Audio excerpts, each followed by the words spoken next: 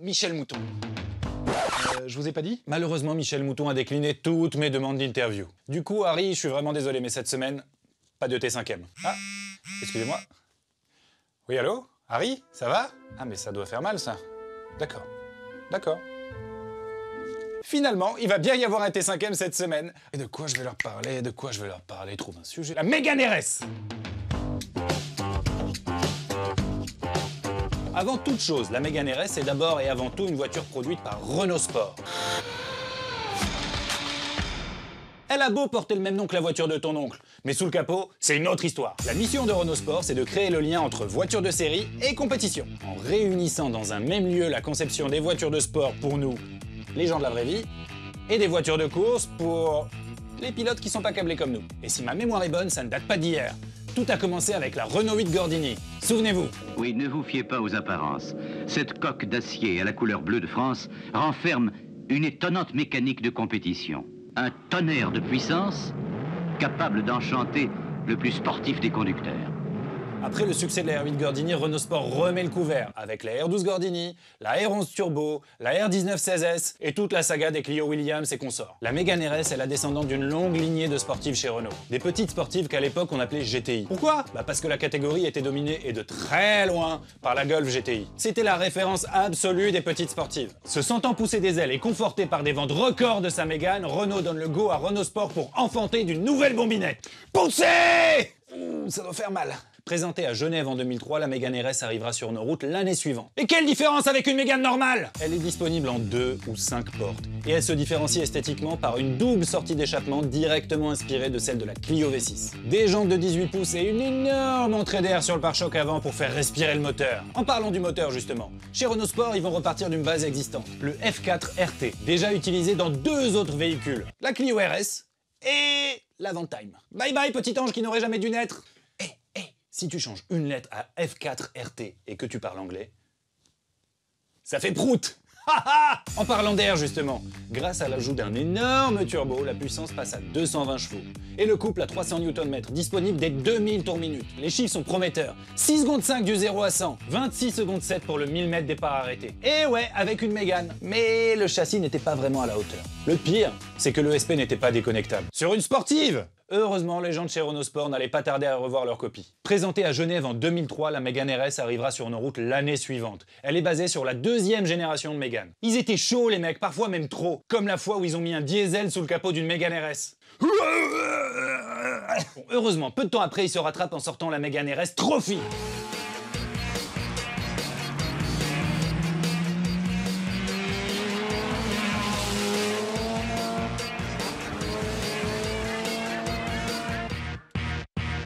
Un châssis revu et corrigé qui s'appellera Cup.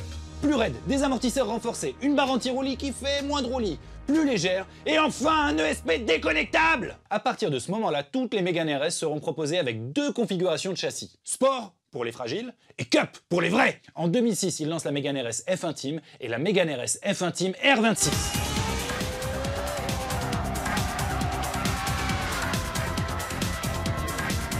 Différentiel à glissement limité, des chevaux en plus, et une couleur qui fait gagner plein de puissance. Comment ça, quelle couleur? Le jaune Sirius! En 2008, Renault Sport sort la R26R, avec un R comme Nürburgring. Nürburgring?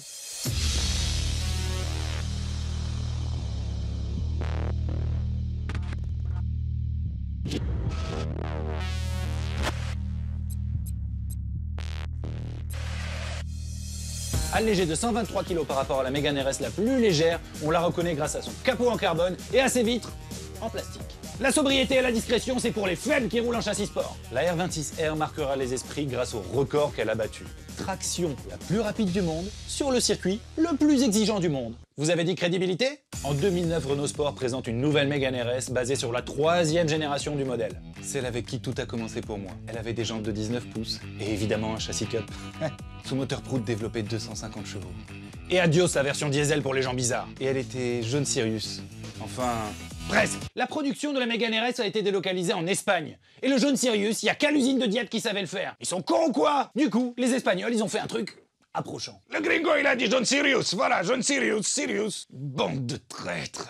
Cette nouvelle Mégane RS n'était dispo qu'en 3 portes, avec un kit carrosserie super large, et des énormes freins Brembo tellement puissants qui te défoncent à la bagarre. Cette nouvelle Mégane RS, c'était aussi le premier RS Monitor. Toute la télémétrie de la compétition sur un écran de Minitel. Et enfin, cette nouvelle Mégane RS, c'est le début du succès à l'international. Les 2/3 de la production sont vendus hors d'Europe. Merci le record en herbe. Et elle aussi sera déclinée en trophy avec un moteur un peu plus puissant de 265 chevaux. Juste assez pour aller chercher un nouveau record en Nürburgring.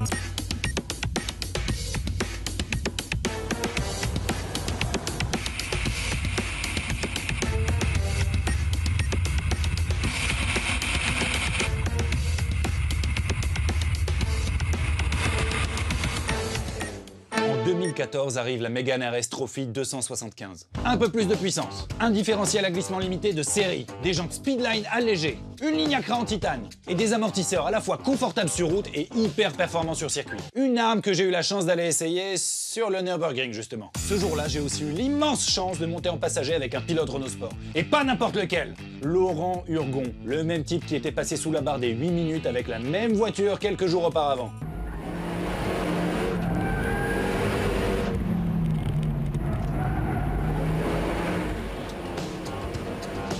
Le mec est fou, mais il va tellement vite, c'est incroyable. Et en plus, il est super sympa. Et en plus, il est super beau gosse. Et il est super gentil. Je t'adore, Laurent. Ah oui, j'ai oublié, la Trophy R, plus radicale des Mégane RS jamais conçues. Plus légère de 100 kg, elle ne sait pas faire autre chose qu'attaquer. La Mégane RS de 3e génération sera la dernière à avoir le moteur F4 RT sous le capot. Bah ouais, il commençait à se faire vieux, il consommait trop, il répondait plus aux normes de pollution. Le 6 juillet 2016, la dernière Mégane RS Trophy 275 sort des lignes de production. Et c'est toute la planète des passionnés qui a versé une larme de tristesse. En 2017, Renault Sport présente une nouvelle Mégane RS basée sur la 4e génération du modèle, avec pour défi de faire au moins aussi bien qu'avant face à une concurrence qui a le couteau entre les dents. Comme la Honda Civic avec qui elle se tire la bourre sur le Nurb. Dès sa présentation, tous les intégristes de la Mégane 3 RS ont crié au scandale. Pourquoi? Bah parce qu'elle était disponible qu'en 5 portes.